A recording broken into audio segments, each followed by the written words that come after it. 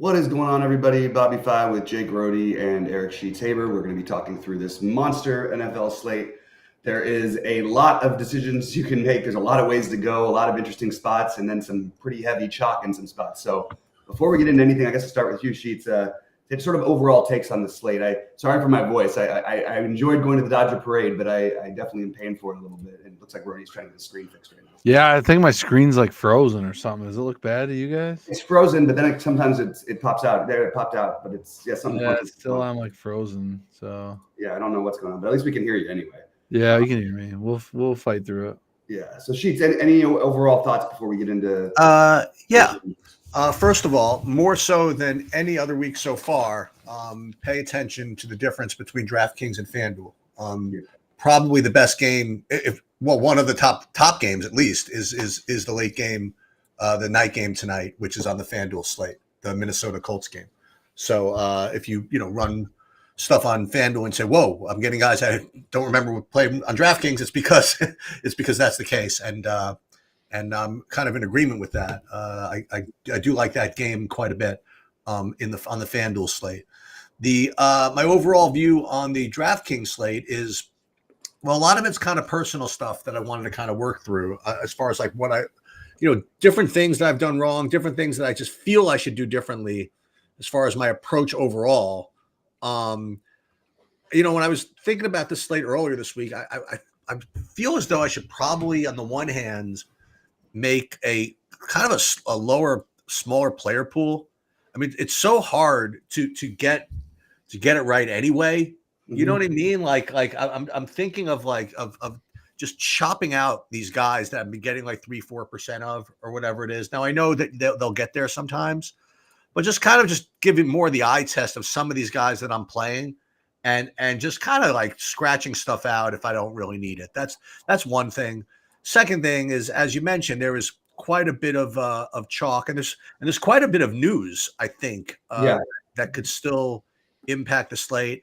And I think there's some sneaky games here. And again, we've gone over the slate a couple of times so far this week, Bobby. And both times we're like, okay, I'm pretty sure what I'm going to do. And then all of a sudden these late games happen. Like, whoa, maybe these games are just amazing, So right. I'm really.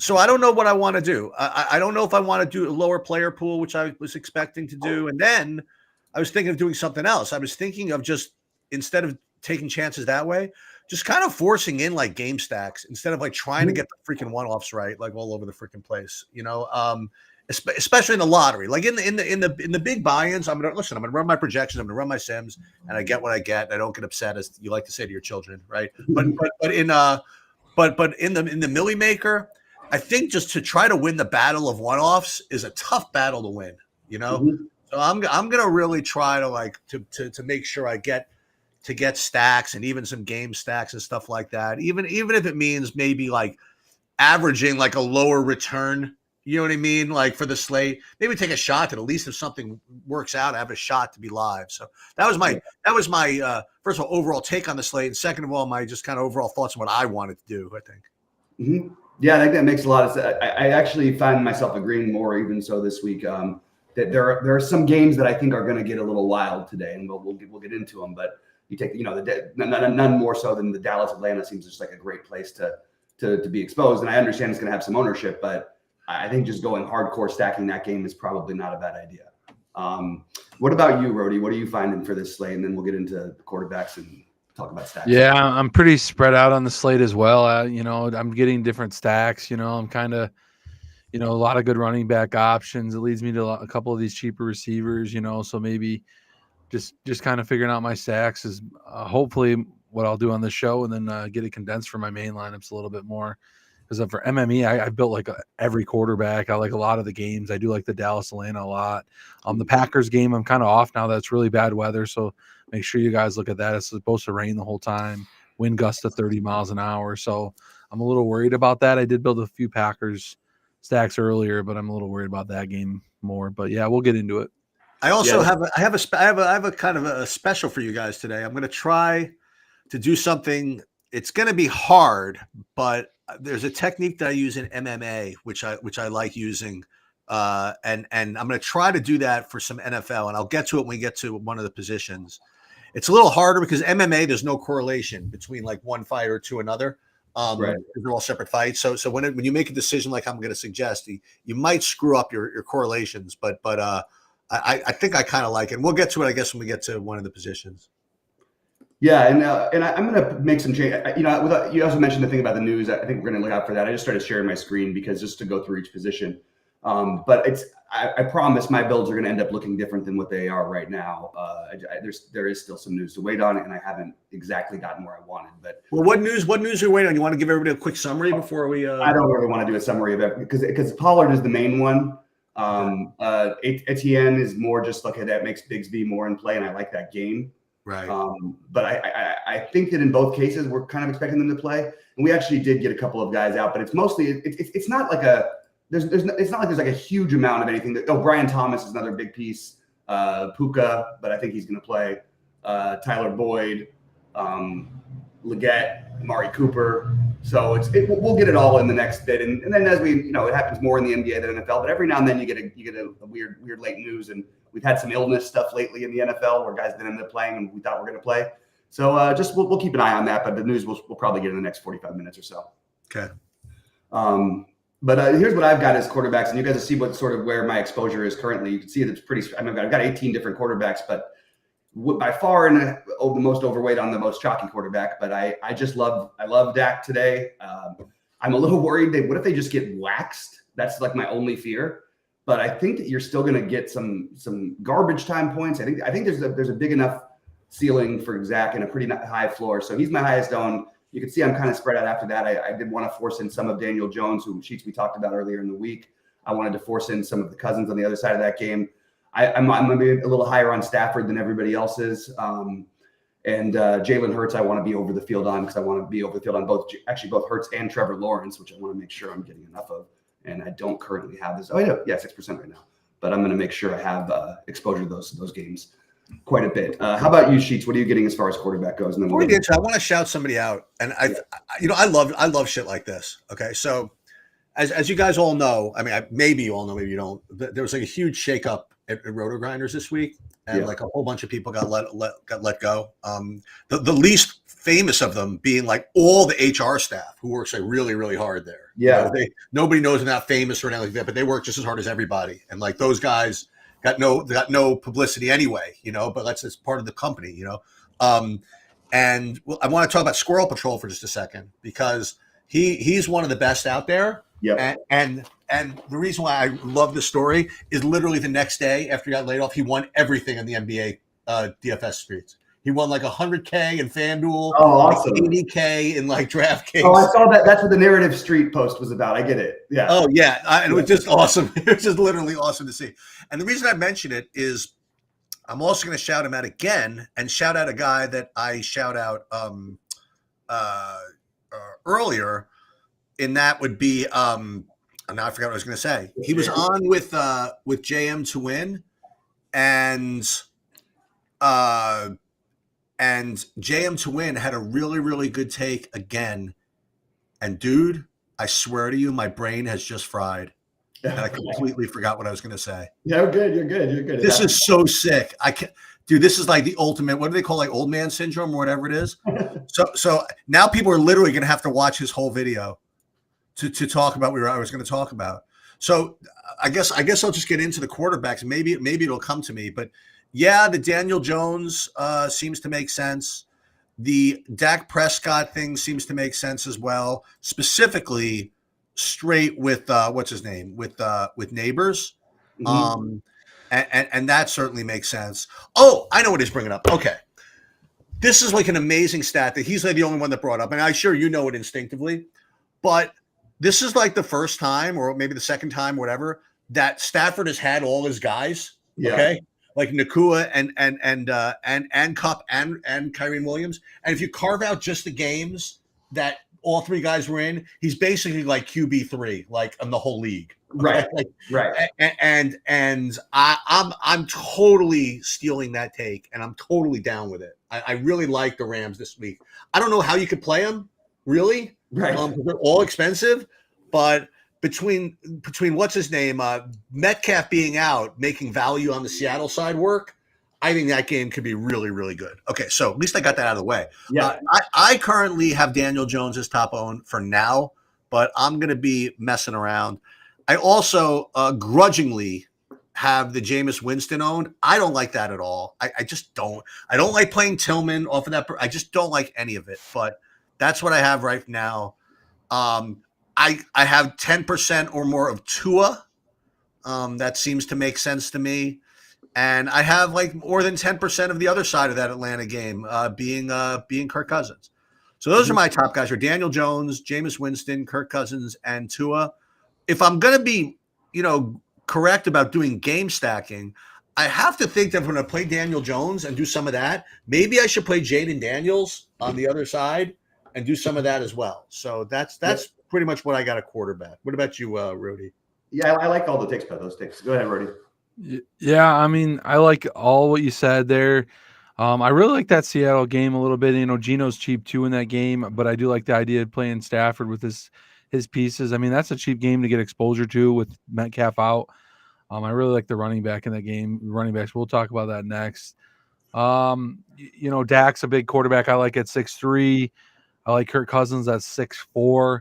I'm getting a little bit of Kyler Murray and Caleb Williams in that game, both in 6K quarterbacks. I like that mid-K, 6K range for quarterbacks this week. I know I want to get a little bit of Hurts. I feel like that game's got blow-up potential too and kind of lower-owned pieces there. I like that a little bit. And some crappy quarterbacks I'm getting to a little bit. I did play Bo Nix at 5'9" a little bit. I like the 2 at 6'2". That's one of the other guys in that 6K range. And then a little Jameis at 5'4" is another guy that I got too. Those are kind of the guys I like this week. Yeah, I just wanted to throw out, and I just upped my exposure on him. But I'd like to. I think that the best sneaky play for large field tournaments, and look, I feel free to at me and criticize it, whatever. I think that Trevor Lawrence is a terrific play today. If we're going to play some Daniel Jones, why aren't we playing Trevor Lawrence against an Eagles team that has trouble stopping things both through the air, and Trevor Lawrence has the rushing upside. He's cheap. So I think Lawrence to Thomas, and then running back with Saquon or something is something I'm very interested in doing. And you see the ownership projection on him at 0.18%. That's unreal. Just that anybody could be that low. Anyway, so I wanted to throw out his name because I did just up his exposure. So that must be one of the questionable players you're waiting on then. Trevor Lawrence? No, Brian Thomas. Did they say he was good? I mean, he's officially questionable still. Oh, he is questionable still? Okay. And I'll adjust my lineups if he's out. But again, I might not be able to because those are afternoon. That's an afternoon game today. Yeah, I was Parker Washington. We'll talk about receiver later, but he's another play you could play with him, so I don't mind that. Yeah, I think it's an interesting way to go, just really cheap, and then you would get exposure to a good game. We do have officially in that Puka will play. Not really relevant to the news on this slate, but apparently teams are trying to trade for Anthony Richardson. That's interesting. I don't think that's gonna happen, but it's interesting news that they just threw out there. But so running back, just because we're sharing my screen, I guess I'll start going first in this thing, and then we'll go to Rody and Sheets. Look, I have a lot of the chalk. I had Chase Brown when I go to all my players. I capped him at 50% because I just didn't want to get like 99% like I was getting before. I do like Chase Brown a lot for what it's worth. I just didn't want to have him in every lineup. I think there's other guys you can build around. You can see I went A-Chain next right now. Kyron Williams, Alvin Kamara, Bijan Robinson, just trying to get more of them, but it's not letting me, which is fine. Tyrone Tracy, Hubbard, those are my above 10 percenters. And I think there's so many good plays on this slate. I don't mind if someone criticizes and said, oh, that's too much of this. That's not that. There's just a lot of guys that make a lot of sense. So I have 17 running backs in my pool of players. So Brian now expected to play. It looks like Carmen is dropping in. I haven't seen that news officially, but Carmen's a good dude, and I'm guessing that he's accurate with that. So if I'm guessing that's Brian Thomas Jr. That he's talking about. Yeah. All right. What about you, Rody, at running back? And then we'll go to Sheets. Let me pull it up. Yeah, I mean, Kamara's pretty chalky today as well. Projects to be the best guy. I like him, but I mean, there's bus pass though where he gets phased out of the game or it's a blowout or something. But he could have another 4 touchdown game as well. So I want exposure there. I'm at the field with him. Kenneth Walker's kind of a lower owned guy. One of my favorites. I know Bijan's pretty popular. Chase Brown's popular as well. But I mean, I mean, Kenneth Walker is one of my favorites, projecting really well. I like Bijan, like Kyron Williams. He's a little more expensive in that Rams game, but you can run it back with a cheap Seahawks receiver. Chase Brown, obviously, he's chalk. I like him at 5'9". He's good price, good usage, no Moss today. Another guy that's cheap that I like is Tyrone Tracy at 5'5". If you want to pay up for some of these receivers, you're going to have to play some of these cheaper backs I like. But yeah, you can spread it out. I mean, everyone's in a decent spot. Jacobs at 6'9" in a rain game. You worry about fumbles, but it could be a dump off pass type of game or a run game. So it could be heavy like that. And Saquon Barkley, I want to get a little more exposure, 8,200. And then pretty much those are my main guys, Achane. And then I'm not really dumpster diving too far today. It's pretty much playing those guys that I like. So. Mm-hmm. That makes sense. By the way, I didn't mention it. I quarterback, but I mean, look, Saberson was trying to give me all of the Gardner Minshew, and I'm running into an issue with SaberSim actually this morning because every time it shows me my exposure on the site, and then when I load it on my lineups, it's totally different exposure. So I'm very confused at what's going on. Anyway, just wanted to throw that out there, but I think it's just something I'm doing wrong. I'll figure that out. I just wanted to make sure to. Seems to be a lot more love for Vegas, and Sheets talked about it early in the week, so I wanted to mention it before we let Sheets get into his running backs. So just to give everybody some context, Zach Moss was ruled out for Cincinnati, and Chase Brown was already just kind of known as like the dynamic guy, and playing that RB 1.5 role, or RB 2, whatever you want to call it. So, it looks like a good spot. It's I guess, right? I'm just guessing, right? We're all guessing that he's just going to step right into the RB1 role and get all the work. Can't prove that, but that seems to be the case. Not to mention the fact that Higgins is out for Cincinnati. So, it's just going to be more reliance on what's easy, and that being Jamar Chase and whoever the running back is. And in this case, the running back, that would be Chase Brown. Okay. And that's why he's getting a great amount of ownership. And theoretically, it is kind of a tough fade. The other one that's kind of a tough fade, except for the price, is Kamara. And the reason why it's a tough fade is, that sounds real good, Rody, that you might phase him out, but everybody is out. Like, they have no running backs. They're missing both Kendra Miller and Jamal Williams. The only guy that's even listed here is Adam Prentice, and you can make a case that, okay, it gets down near the goal line. You can get, Taysom Hill, vulturing touchdowns, but that's always a risk, Mm-hmm. but the risk of him being just not getting the work is so slim. But it's 7,800. So and it's high owned. So that's the case for the fade there. And like you said, Bobby, there are guys, like Kyron Williams getting literally all the touches, right, for the Rams. He looks like a good play. I currently am getting quite a bit of James Conner for Arizona, and I'm also getting a decent amount of Chuba Hubbard. The Devon Achane thing, it always confuses me because he's not like the workhorse. You know what I mean? Like he's basically an RB2 that averages 15 yards every time he touches the ball. It's like crazy. So he always seems to put up 20 fantasy points, but he never seems to have the ball. But when he does, he's always doing something, so. What do they call it? Like high leverage carries or high leverage targets or whatever you call it. Yeah. So it's from a projection perspective, it's always tough for me to get there, but I always do. So let me talk what I was going to do, and I have even a better way to do it. So what I would do in the NBA if I liked in MMA if I liked someone really chalky, what I would do is build lineups with that fighter.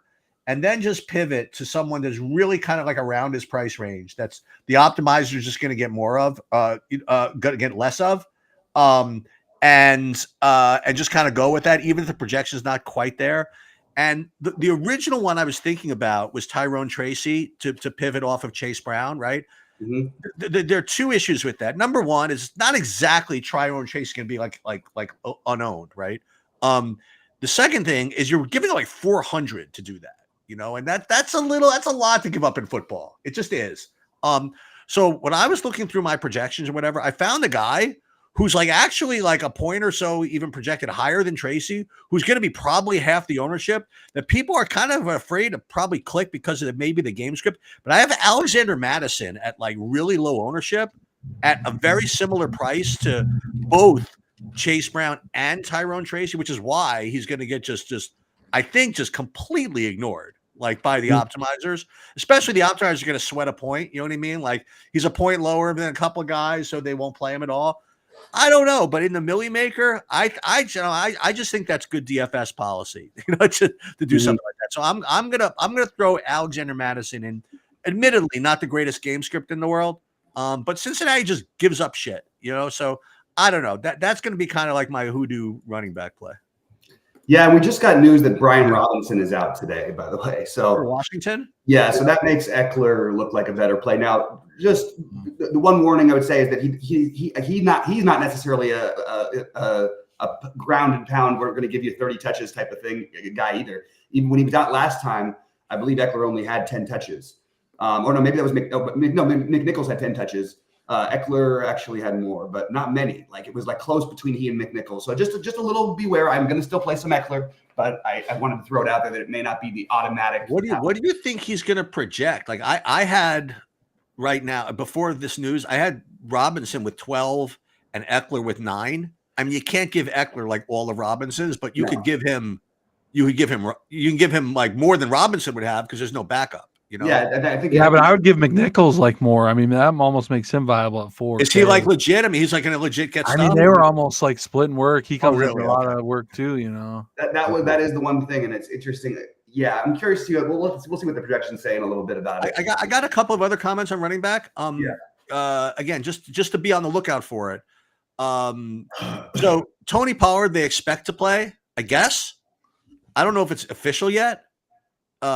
If it's not official, in other words, if he's out, then you got this chestnut at 4K, which is going to be just impossible to fade, I think. Well, actually, that's not true. I mean, Joshua Kelly's good too at 4K, so I don't know. I just hope Pollard plays. The other guy I want to mention, and this guy doesn't like show up like at all, but I mean, I'm sure that I think Ezekiel Elliott got caught doing something or whatever, and so he's out.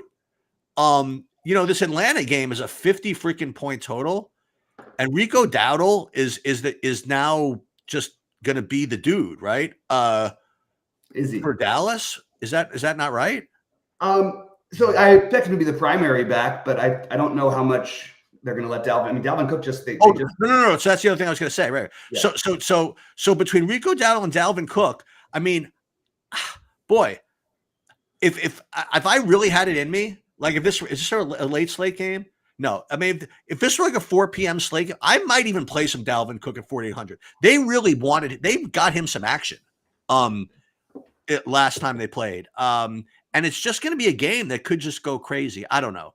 I figured I would just ask you guys what you thought of that. But aside from that, I think you guys covered pretty I don't mind. I just added make sure I have 2% at least. We'll see. I'll see where I end up with it on them. But I don't mind getting a little bit of it. Okay. I would say that we haven't seen it really work outside of the one game where he had against Pittsburgh and we had the same situation with no Zeke. Okay. But it's something to consider. Like you said, think of what you're saying too. I mean, like it worked against Pittsburgh. I mean, like right. It was kind of a weird way of working too. He got the touchdown, Right, that's true. But I just feel like the Cook's going to get enough work to where maybe I don't have to do anything. And it's not like he's cheap. It's not like we're getting Dowdle at backup running back price. He's $6K still. So who? Cook? Dowdle. Oh, Dowdle. Right. Cook is 48, which is also a little higher than I would want to go. Okay. But that's separate. All right, Cheeks, why don't you start off with your? You can see I'm extremely spread out at wide receiver. I would like to. Yeah, I mean, I got 43 freaking wide receivers in my pool. You know what I mean? I don't know if I want that for some reason. But then when you go through all these, like, who do I really want to X out? But you know what? You can X out some of these freaking guys. Like, do I really need to play Vele against Baltimore? You know what I mean? Like, I guess. One of my favorites. Oh, great. You know what I mean? Like, this is what's ridiculous. Do I need to play? I was about to say Lil Jordan Humphreys too, but I guess it's the same crap. Why did it drop? Troy Franklin for Denver. Okay, so let's talk about Cincinnati for a minute. All right, so this is I guess sort of interesting. So with Higgins out, obviously Chase is like the main guy, and there's a couple of things you could do here. First of all, we'll get to Gesicki in a minute, but you're getting this Jermaine Burton being talked about sometimes. I guess he had a good game last week.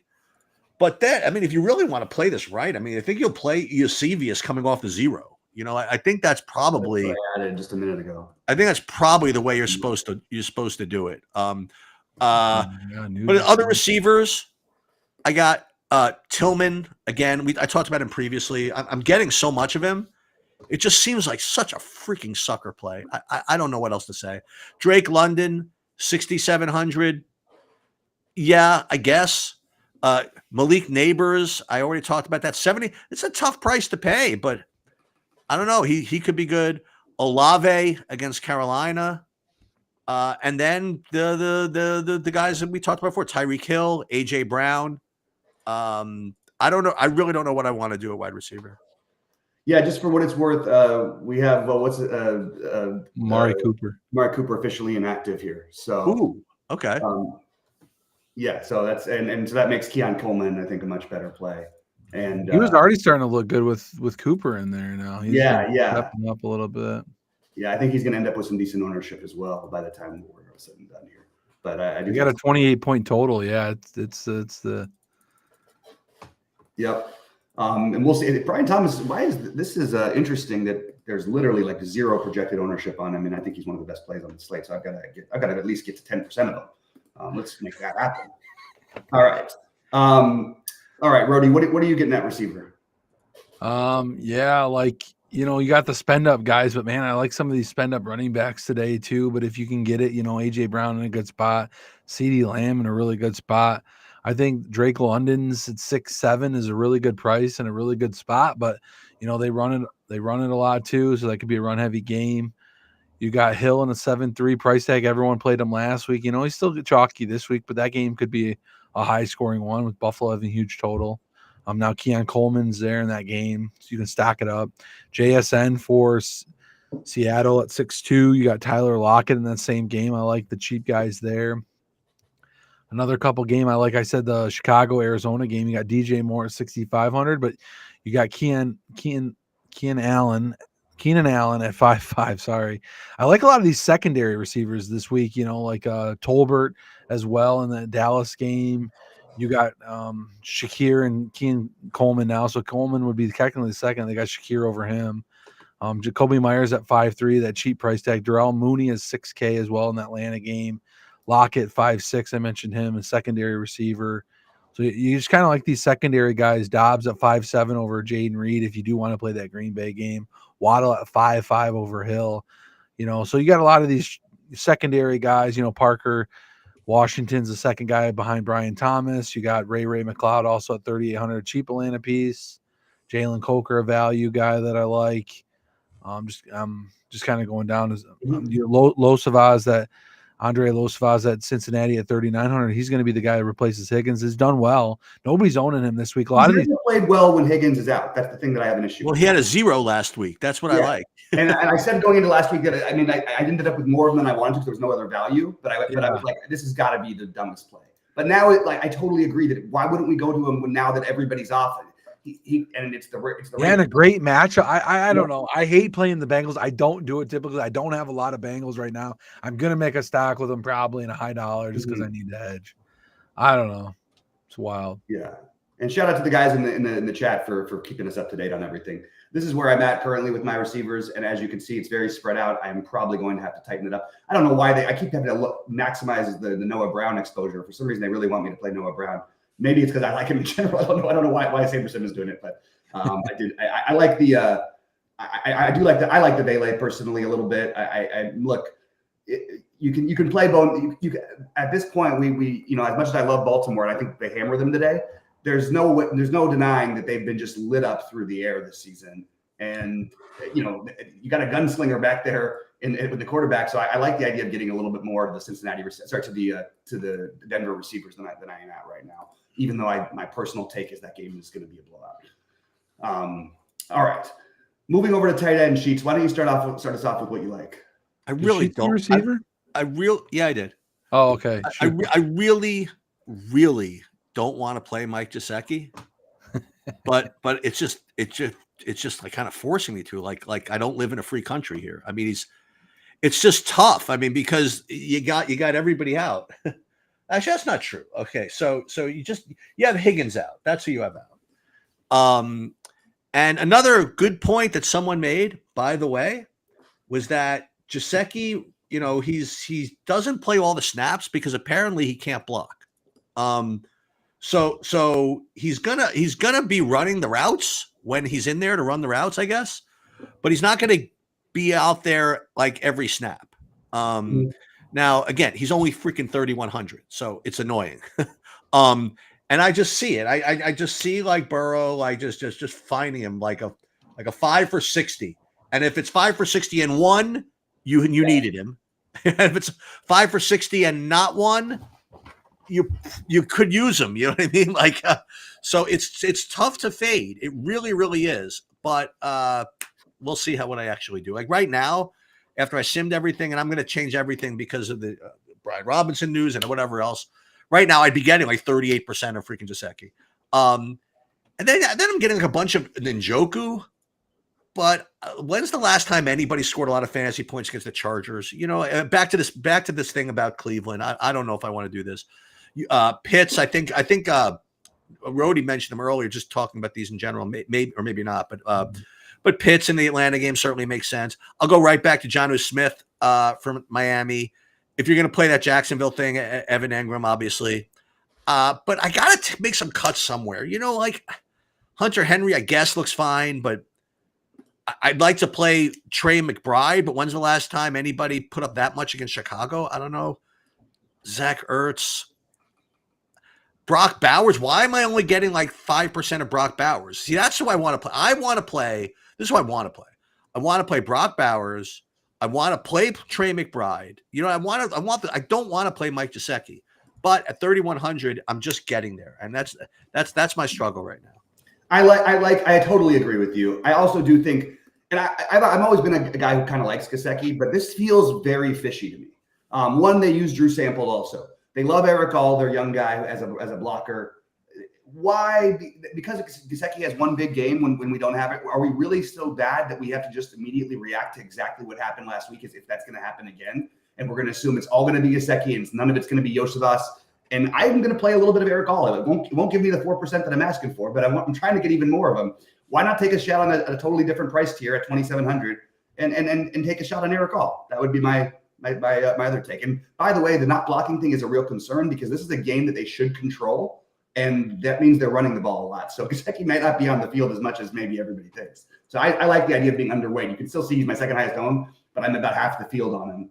I like Ferguson. I like getting the Pitts, but the one I really want to try to get more of is I don't know why the hell we're not playing a ton of Taysom Hill. Maybe I should just go really make a commitment to that being the right play. We said that Kamara has nobody to compete with. Well, my argument back would be this is the guy he has to compete with. So I'm going to take a stand on Taysom Hill today and try to get one of Taysom Hill or Kamara in a good portion of my lineups. How about you, Rhodey, for tight ends? Yeah, man, this day is getting harder and harder as you try to build stacks. Yeah, you could run Brock Bowers back in that Bengals game if you stack it up. I know McBride was talked about. Chicago has been playing good defense, but I like that game a little bit. Ferguson there for the Dallas game looks pretty good at a good price tag. Ingram in that run back against your Phillies. I think with the receivers out, he might get a lot more dump offs or usage. We've seen that. I like him. Pitts that Sheets brought up. I really like him at 4.9. Seems to be people not playing him. Mm-hmm. Great environment. I love that. If you want to stack Josh Allen, you can do it with Kincaid at a 5K price tag. I like that. Now no Amari Cooper. Kincaid gets a lot of work. Sam Laporta is only 4,800 now. He's fallen really off in a really good game, but obviously the weather there, so you might not want to play it, but the dump off potential. Yep. Jonnu Smith in Miami, I like him. And then Gesicki, I really like him. And really, it's kind of who I like. Colby Parkinson a little bit cheap in my Rams stack. Cal Quintera still filling in there in the Eagles game.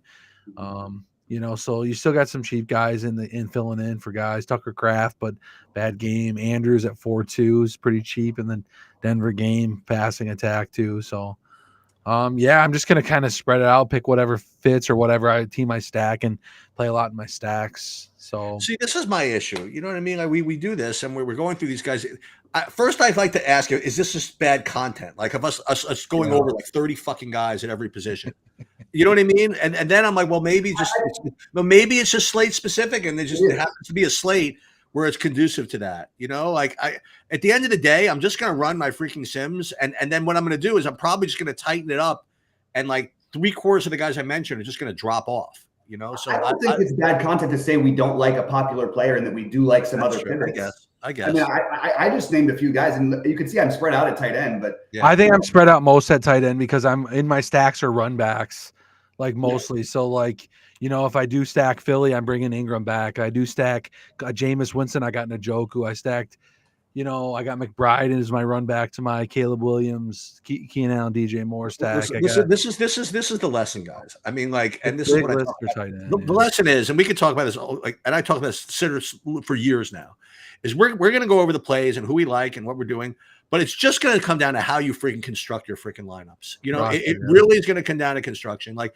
we're going to get into defense for a second. We can get right into it, actually. Get into defense, and I can tell you, oh, the Cardinals look like a really, really good play. Okay. I'm getting 38% of them. I'm not doing that. You know what I mean? I'm just not doing it because of the variance. So it's just I go back to, it's so funny. I always wanted to bring up the Sabres. Am I getting all this Connor because I'm getting all this Cardinals? Or am I getting all the Cardinals because I'm getting all the Connor? I'm kind of thinking it's almost vice versa. You know, I think if the Cardinals are showing up as such a good play, am I forcing myself into this correlation with James Conner? And is that good lineup building? Probably not. You know, so I got to think about that as well. But as far as defense goes, I do have right now the Cardinals and the Seahawks, I guess, as the top plays. But right now the Cardinals are just dominating all of my defense. So again, I'm just going to just manually reduce everybody to 15% max and whatever. I will say the sort of obvious type of plays I think you can make are you could play the Chargers against Jameis Winston. I think that makes a lot of sense. I think Miami, Tennessee is a little bit obvious or whatever. I wouldn't do that really. I'm just kind of looking. Anybody in the Carolina, the Saints game. I mean, you could play the Saints defense, obviously. But I guess the Chargers would be my one that's not projecting all that great that I would probably play. Yeah, I think it's good to be spread out at defense a little bit, like you mentioned. But I like this take because I'm very heavy on the Dallas game, so I'm happy that basically it's a hedge, but it also could lead. We see these games shoot out, and a lot of times it is the defensive touchdown that sort of has something to do with it. So I like that I'm getting to the Falcons quite a bit. I also have the Cardinals, and I've got the Ravens, then Titans, then Seahawks. Those are my main ones. I'm trying to get less of the Seahawks. You see, I just lowered it because they kept trying to give me 20% of it. And I'm going to lower it probably again. I just don't think that's as good as play, and they haven't looked sharp. And at the same time, like Stafford is a good quarterback who doesn't tend to make big mistakes. So I'm going to try to get less of that. That's where I'm at. How about you, Rody? Yeah, I mean, I'm spread out, but I still have a few favorites that I like a little different from you guys. I think the Patriots against the Titans, if Pollard's out, if they're a little weaker, I don't mind them. I know they have lost a couple defensive players, but I like them. I do like the Chargers a little bit. I even like the Commanders a little bit against Daniel Jones. He hasn't looked very good. Titans at 3,200 against the Patriots. I kind of like them. I know there's some cheaper ones you could go to. The Giants I'm getting at 2,300 is the garbage one that looks like they're owned a little bit. So they're cheap and, against a rushing quarterback can make a mistake. So those are kind of my. Does he? I keep playing the defenses against Washington because they're always cheap and they always end up with negative points. Yeah, he was banged up a little bit, but even the backup came in and crushed that one defensive one day. So. Yeah, Mariota would crush that one. Yeah, that's right. So that was rough, but yeah. For what it's worth, I'm a little different, D. I did want to mention the Jermaine Burton because some people were playing him and Sabres was trying to give me some of them. He's out for the Bengals. Oh, that's a good call. Okay. And also that's the other one. I would give a little boost to Yosevas, but I think that look, it's large field only. I don't think I would actually have the stones to do it on this big of a slate, but I think that you could kid yourself into maybe Trent Irwin. We've seen it happen before. I'm just mentioning it for that reason. But I'm not going to go out of my way to do it. Just throwing it out there. Yeah, there's a couple other things that came in too. Yeah, Zamir White's actually active. Pollard and Boyd are in. Pollard, Boyd.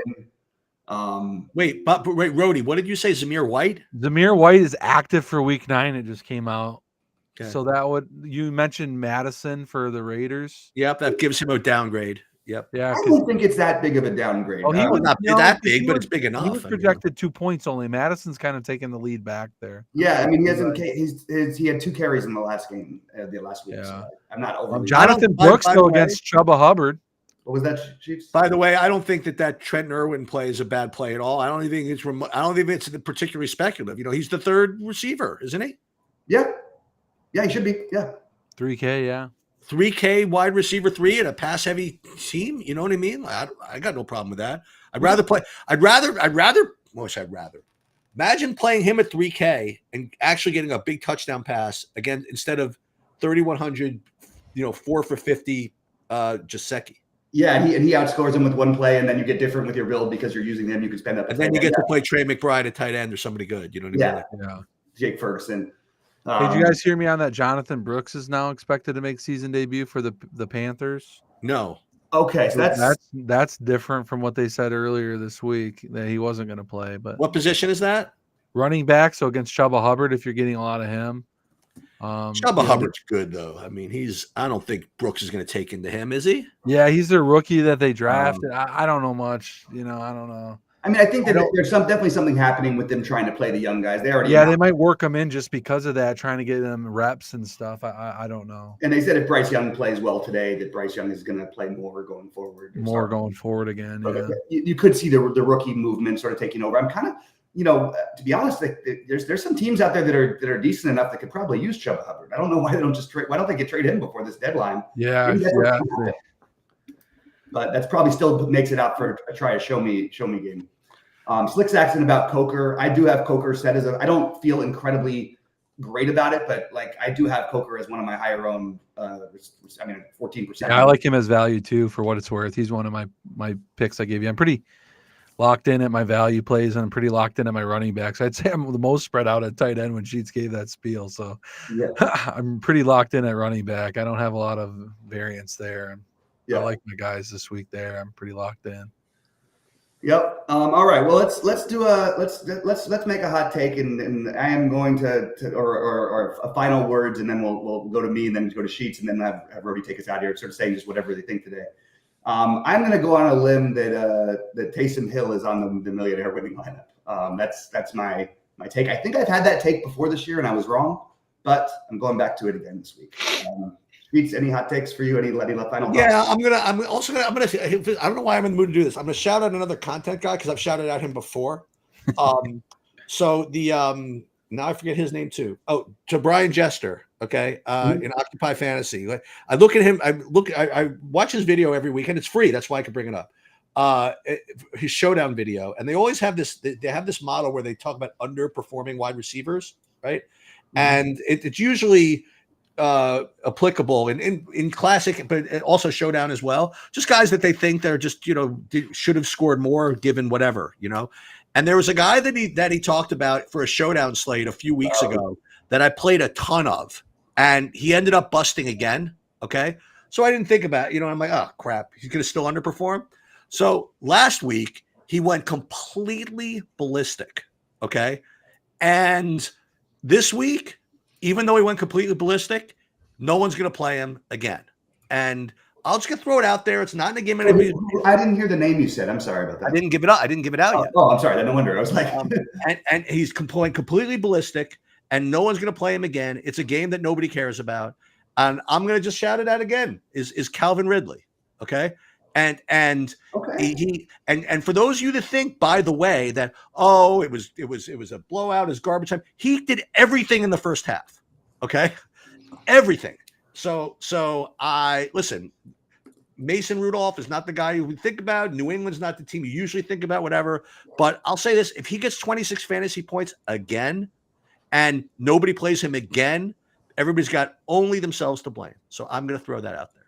I like this take, and I like it for a couple of reasons, for a number of reasons. But I think that's a really good idea. And I actually have a sneaky feeling that he gets a little bit of ownership, but I think it's a good call. He doesn't have anything else to compete with there, really. I mean, that's any good. And why wouldn't we take a shot there with him? I like that idea. All right, Rody, final thoughts, and then take us out of here, even though we can't see you. Yeah, sorry about that, guys. I don't know what was going on with that today. I'm gonna go with I'll give you a hot take. I like Kenneth Walker a lot today. I think in the late window, I think I'm playing him in my flex a lot.